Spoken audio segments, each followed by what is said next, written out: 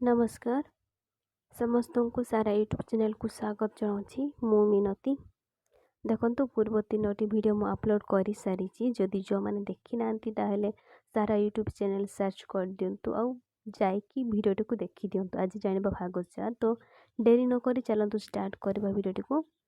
1 number अच्छी न्यायशैल उपन्यासर लेखक किए यार सठिक उत्तर कौन हम ना कान्हूचरण महांती।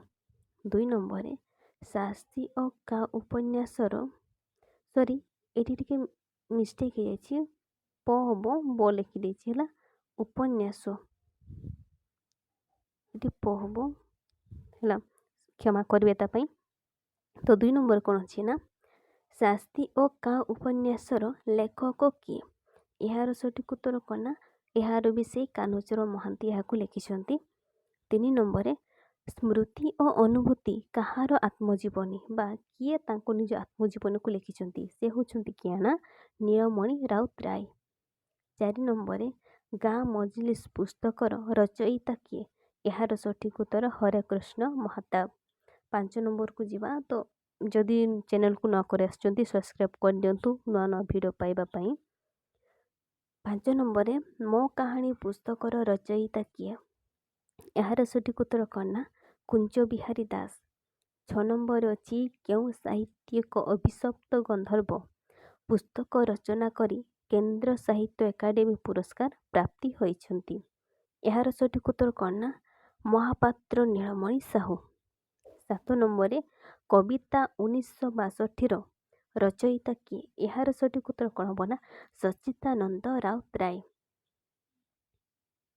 तापरे देखिबा 8 नंबर को केउं ओडिया साहित्यक प्रथमे केंद्र एकाडेमी पुरस्कार प्राप्ति होइछंती बा किए पाइछंती यार सठिक उत्तर गोपीनाथ महांती। 9 नंबर बधू निरुपमा उपन्यासर रचयिता किए यार सठिक उत्तर कौन विभूति पट्टनायक। तापरे देखिबा 10 नंबर अरण्य फसलर रचयिता किए यार सठिक उत्तर मनोरंजन दास। 11 नंबर को जीवा 11 नंबर अच्छी कवि रमाकांत रथ केउं पुस्तक पाई सरस्वती पुरस्कार पाइछंती यार सठिक उत्तर श्री राधा है।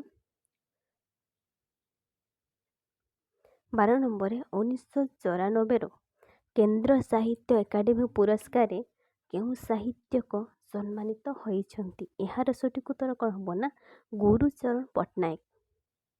13 नंबर एही पुरस्कार से केउं पुस्तक भाई पाइछंती किए ना गुरुचरण पट्टनायक। से कौची जो साहित्य एकाडेमी पुरस्कार पाइछंती तो से केउं पुस्तक पाई से साहित्य एकाडेमी पुरस्कार पाइछंती उत्तर कौन हम ना जगत दर्शन रे जगन्नाथ से एही पुस्तक पाई साहित्य केंद्र साहित्य एकाडेमी पुरस्कार पाइछंती।